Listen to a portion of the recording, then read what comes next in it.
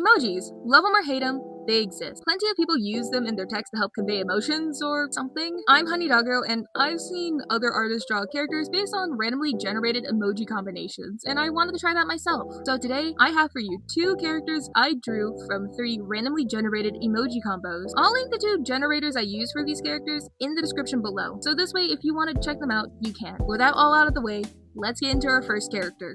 The first combination I have is a bunny, a magician's wand, and a full moon. This really stuck out to me because this is a really fitting combination.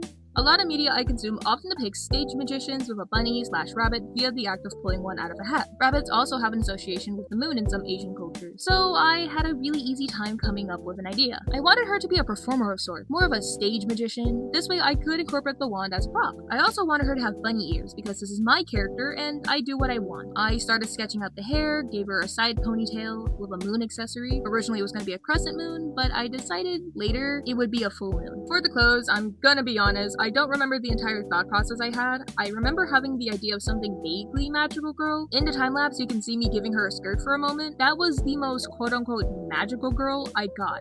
Ultimately decided the shorts looked better. I knew I wanted the gloves and boots to have something that matched, so I chose to have the top of the boots and the bottom of the gloves look similar. You'll see this later in the time-lapse, but I gave some bows to the waist stomach thing she has. For the pose, it was just a cute pose that came to mind, and I think it's cute. With everything out the way and sketched out, I moved on to the colors. For the sleeves and the top, I originally was going to go with a white color for the sleeves and a dark blue for the top, but I ended up swapping the colors and gave the shorts the same dark blue color. I wanted the white, blue, and dark blue to be the main colors, with the yellow being there to help break it up. I gave her white hair to mimic a white rabbit, and later gave her a bow tie-like accessory that contains the symbol of the full moon and some crescent moons. Before I end this segment, I want to call attention to the background and by extension the lighting. I was originally planning on giving these characters 2 different backgrounds, one simple and the other more tied to the vibe of the character. When I finished with the second character, I ultimately decided to drop the idea for the background. So for the bunny girl, I stuck with the simple background, but I do have a picture of her with the more dynamic, in air quotes. So with that all out of the way, here's the final picture.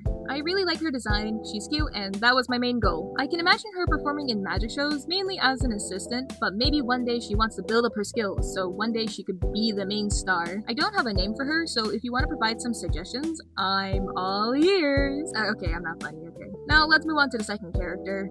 For this character, I had the emoji combinations of a spider, a flower, and a candle. My immediate thought was to look up if there were any spiders tied to flowers. To my delight, there was! It's called a crowd spider. I really liked the pictures I saw of the spiders that had white and pink as their colors, and decided to go with that as the main colors for my character.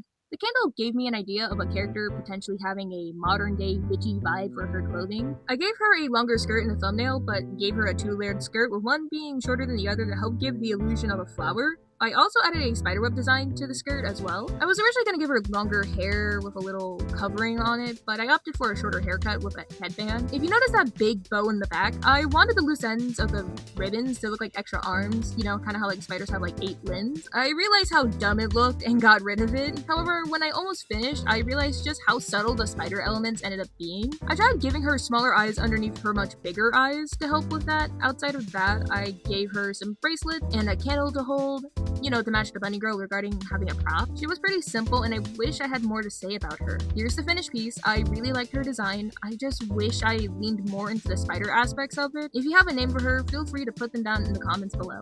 Yeah, that's all I have for this video. This was a pretty short video, but I knew I wanted to post one more video before my other more important videos, since I knew those would need more time for me to work on them. If you like what you see, feel free to like the video and maybe subscribe. Feel free to leave a comment if you desire. With Art Fight around the corner, hopefully it will keep me posting more often. Anyways, my user is honey_doggo, and I look forward to seeing you in July. Hope you have a wonderful day, and I'll see you in the next video.